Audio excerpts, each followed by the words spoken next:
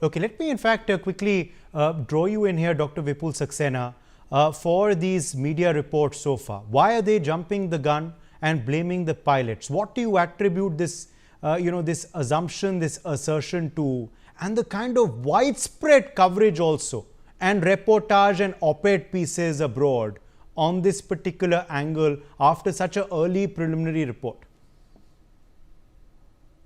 See, Western media is well known to create narrative which suits their government and which suits their economy. So what they are talking about is basically trying to create a scene where they can create the narrative that it was because of the pilot error this crash took place. So that Boeing is not made responsible, and they're trying to create an environment where even try to make the investigation team also biased. That probably there may be some cause of error by the pilot. But things don't go like that. It must be happening in the US and all, because their media is very strong and there is strong lobbying go on in media in US. But it doesn't happen in India. But now let me tell you about the report part and what my interpretation is. See, the fuel supply is not only activated through the fuel switch, but there are other connections also. Like PEDAC also gives a fuel supply. Then also through TCM also there is a fuel supply which is controlled. So there are 2-3 connections which can interrupt or connect the fuel supply.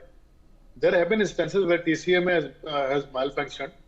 Okay, that can be one reason. And second thing, this fuel switch also, it is a mechanical switch, and it ultimately activates some actuator which sends a signal to the fuel supply circuitry, and then fuel supply is started or stopped. In my opinion, what I could interpret is that when the aircraft took off, there may be some kind of malfunction, electrical malfunction, which stopped the fuel supply. If you want to correlate, there's a passenger who survived. He also mentioned that for some time lights were flickered.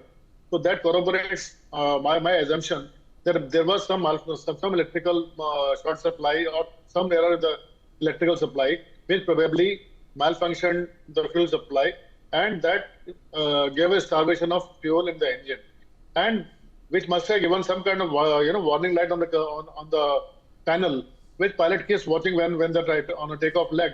Monitoring pilot must have seen the light coming on, and also N1 and N2 going down. That's an indication. So the first question the pilot will ask, did you cut off the fuel supply? Other pilot said no. The moment he confirmed that it was not done by the pilot, the next action by the any qualified pilot is go to full switch, bring it to cut off, and put it back to run. That's a normal process which is taught to every pilot. So I think this is what has happened, but unfortunately, the way it has been scripted. I mean, I don't blame fully to Western media. The way report has been written, I think they left a lot of ground for Western media to take advantage of, and that is what they're doing. Two things I would like to mention here. One is that virtually giving a clean sheet to Boeing and GE, that there were no recommendations made for Boeing and GE. What was the ground? There were no ground. When the investigation not been completed, how can we reach to such conclusive statement? Second thing, they also mentioned about that one pilot asked other pilot. I mean, 39 seconds flight.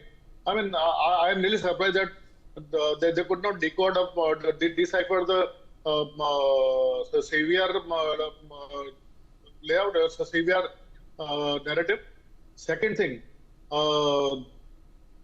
so that also gave indication to somebody who want to speculate that there must have been some pilot error.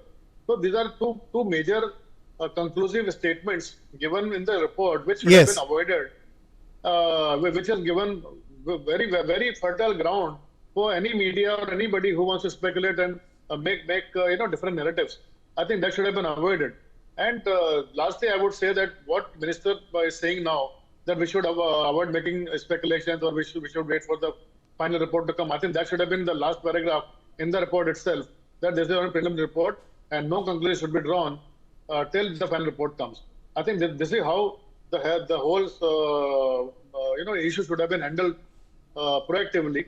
But now we are doing a damage control. But fair enough, As long as minister given a statement, I think everybody has to take it seriously and legally.